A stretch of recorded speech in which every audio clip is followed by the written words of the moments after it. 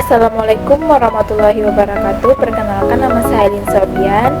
Di sini saya akan membahas tugas tentang keperawatan medikal bedah.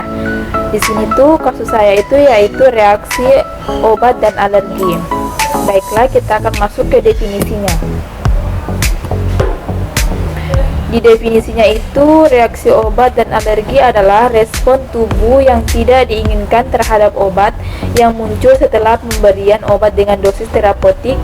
Reaksi ini melibatkan sistem imun hipersensitivitas sehingga dapat menyebabkan gejala ringan hingga mengancam jiwa. Kemudian kita masuk di etiologi dan faktor predisposisi. Di situ ada mekanisme imunologi terhadap obat, mediated atau non-mediated. Obat bertindak sebagai hapten yang memicu reaksi imun, riwayat alergi atau topik, penggunaan obat berulang, genetik, usia, penyakit penyerta seperti HIV, AIDS, penyakit autoimun. Kemudian kita masuk di ke manifestasi klinis, gejala khas dan tanda objektifnya.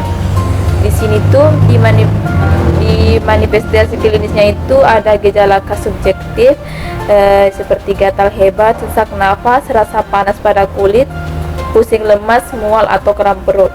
Di tanda objektifnya itu ada urtikaria biduran, eritema kemerahan, edema bibir, kelopak mata, wheezing,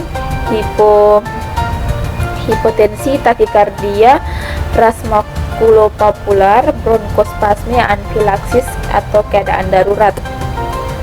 Nah, kita masuk di pemeriksaan penunjang. Di pemeriksaan penunjangnya itu ada tes kulit seperti skin prick test, kemudian tes IG spesifik, CBC, eosinofil, liver dan renal function, tes untuk memonitor efek obat atau uji provokasi obat, riwayat pemakaian obat, foto toraks bila ada sesak, pemeriksaan tanda vital. Kemudian kita masuk di penatalaksaan medis, itu ada farmakologis dan non farmakologis. Saya sebutkan saja. Di farmakologis itu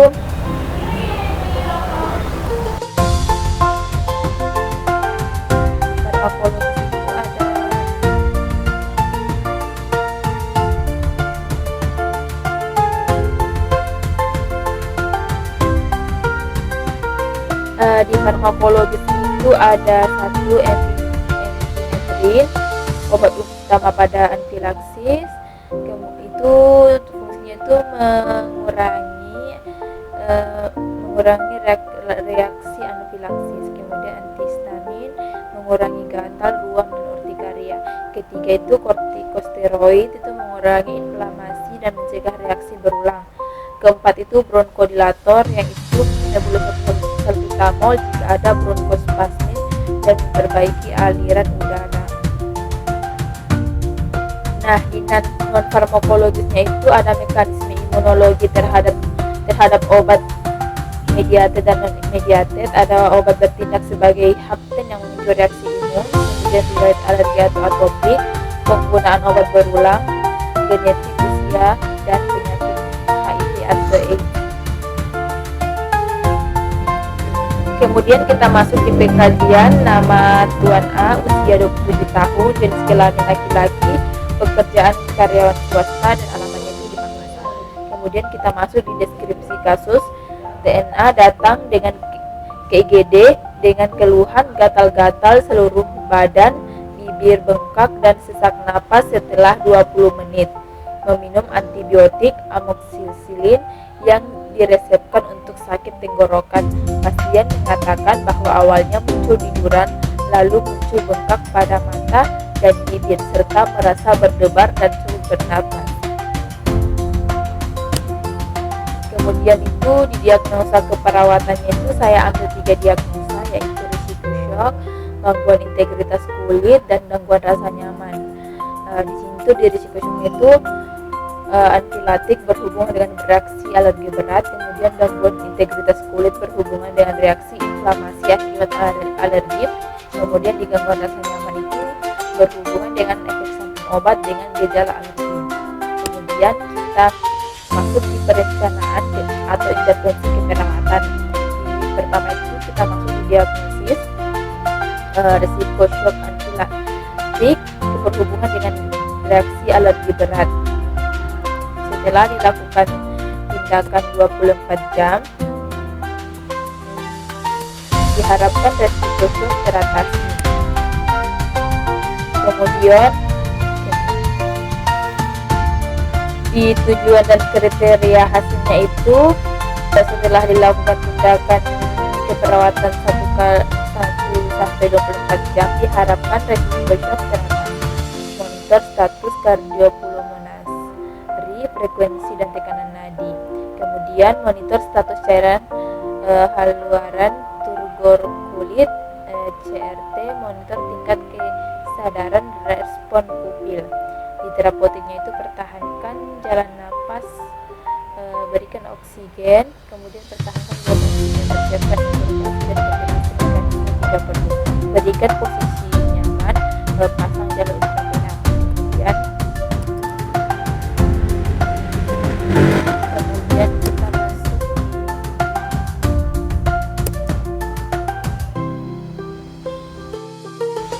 kita masuk lagi perencanaan intervensi keperawatan di diagnosis gangguan integritas kulit berhubungan dengan reaksi inflamasi.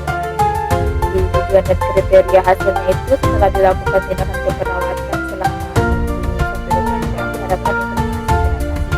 Di observasinya itu identifikasi penyebab integritas kulit, kemudian ubah posisi tiap 2 jam, tirah baring, bersihkan infrared dengan air hangat, kemudian menggunakan produk berbahan ringan, hindari produk berbahan dasar alkohol pada kulit. Kemudian anjurkan menggunakan pelembab dan anjurkan meminum, anjurkan meningkatkan peningkatan asupan buah, anjurkan menghindari terpapar suhu ekstrim.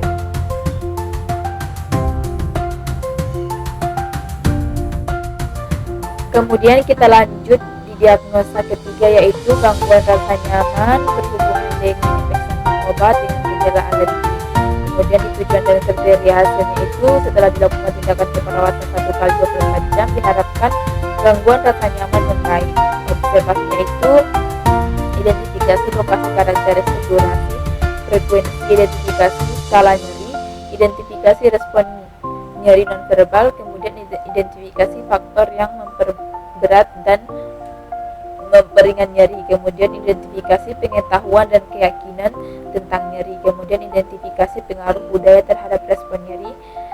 Kemudian kita masuk di terapeutik itu berikan teknik non farmakologis untuk mengurangi rasa nyeri, seperti tensi akupresur, terapi musik, kemudian biofeedback, terapi pijat, aroma meter api atau aroma meter terapi, kemudian teknik imajinasi terbimbing, kemudian pertimbangkan jenis dan sumber nyeri dalam, kemudian pemilihan strategi menyeredakan nyeri.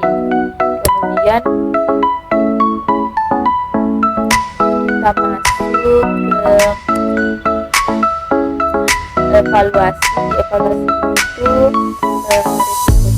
dievaluasi kita masuk di diagnosis, yaitu resiko shock anafilaktik berhubungan dengan reaksi berat. Di evaluasi itu di swabnya itu pasien mengatakan tidak merasa sesak, tidak ada rasa gatal hebat, tidak ada keluhan bengkak, merasa lebih tenang. Kemudian itu respirasinya 20 kali per menit, dengan darah 120 per 80, nadi 88, masalah moderatasi, risiko shock anafilaktik menurun dan intervensi dilanjutkan. Kemudian kita masuk ke diagnosa kedua, yaitu gangguan integritas kulit berhubungan dengan reaksi inflamasi akibat alergi. Kemudian itu di evaluasinya itu di SNU pasien mengatakan nyeri berkurang pada area luka, pasien mengatakan kulit terasa lebih nyaman, tidak terlalu perih atau gatal.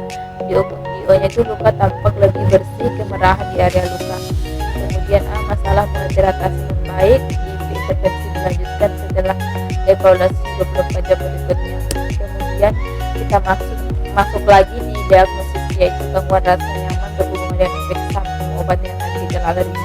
Di subjektifnya itu pada pasien mengatakan rasa gatal pada kulit berkurang, rasa perih menurun, dan merasa lebih nyaman. Kemudian dibandingkan sebelumnya, pasien mengatakan tidak lagi terlalu gelisah. Kemudian di data objektifnya itu pasien tampak lebih rileks, frekuensi menggaruk berkurang, kemerahan kulit menurun, tidak tampak gelisah atau ekspresi nyeri. Tanda-tanda vitalnya itu dalam batas normal. Kemudian di asesmennya itu gangguan rasa nyaman mulai teratasi atau membaik.